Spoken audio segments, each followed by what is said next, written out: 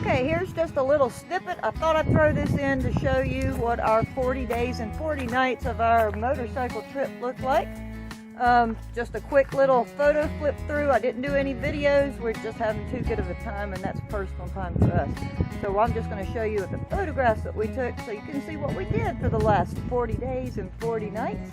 And then we head to Newfoundland with a camper. Check this out.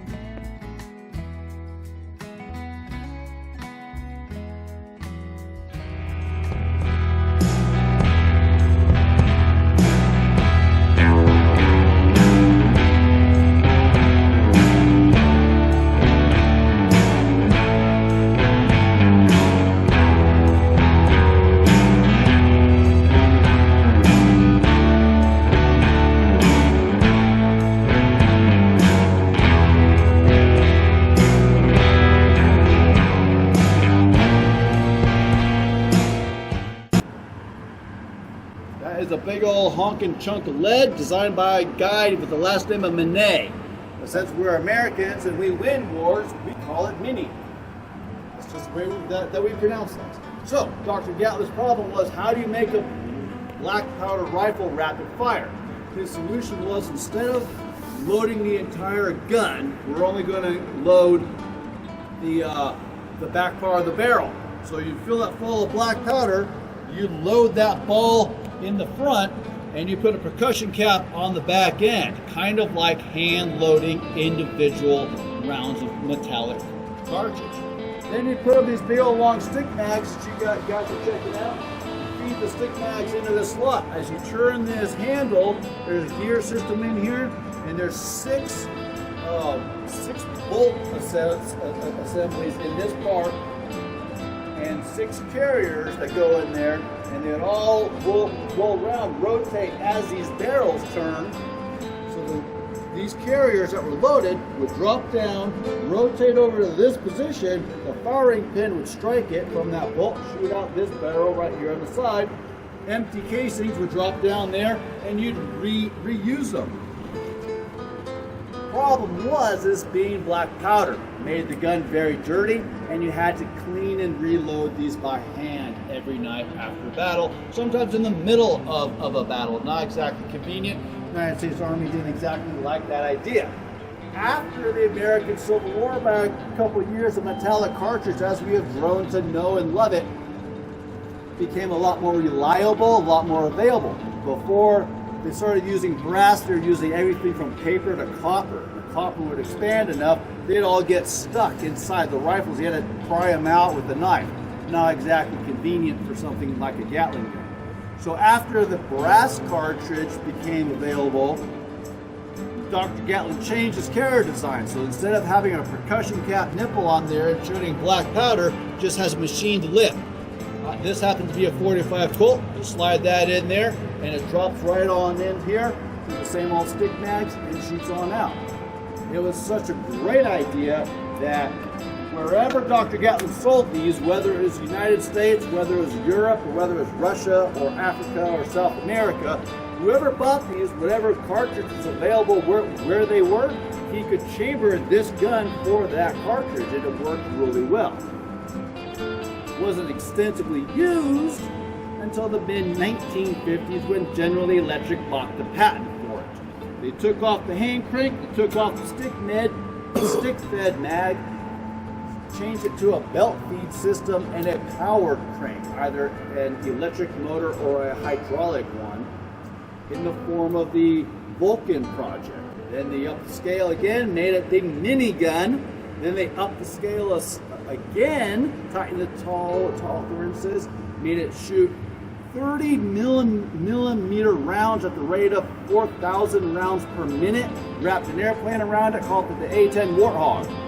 Still blowing up tanks and bunkers to this day, based on an 1862 patent. So, moral of the story is, Dr. Gatlin was on to one heck of a great idea. Unfortunately, he didn't live long enough to make billions of dollars off of it. All right, so we're gonna shoot it today. Go ahead and fire.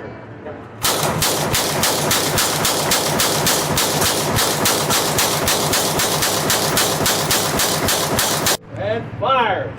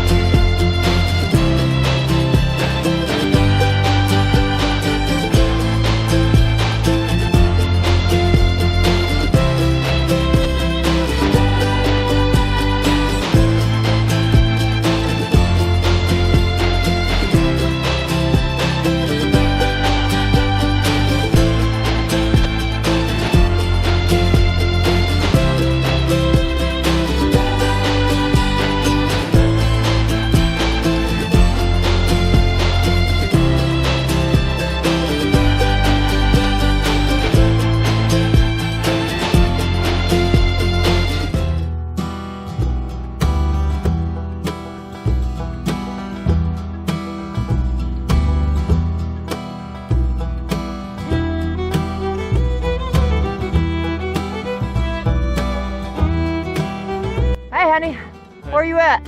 How many elevations are you? 13,000. 13,000. Hey Matt, how many elevations are you? How many elevations? Yes. I mean, at what elevation? At what elevation are you? I think almost 13,000. 13,000 feet! There we are. There's our little rental Jeep right there.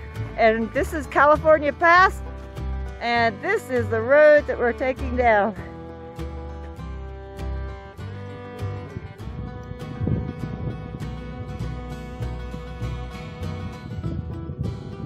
Doesn't get any better than that.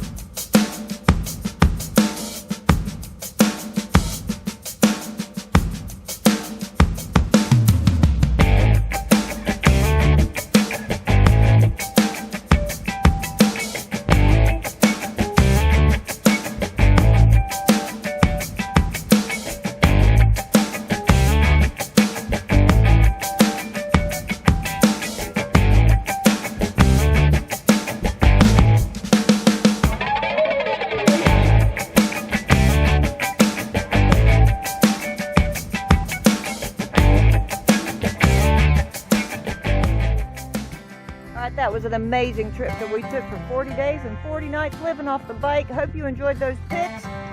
Remember, if you liked the video, give the thumbs up. If you haven't subscribed yet, subscribe to our channel. It helps us out so much. Thank you. If you've already subscribed, you know who you are. Thank you so much. I hope you enjoyed the photographs of our motorcycle trip. Sorry I didn't do a whole lot of video.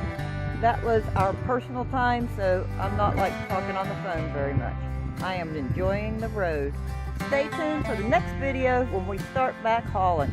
Transport Bandits out.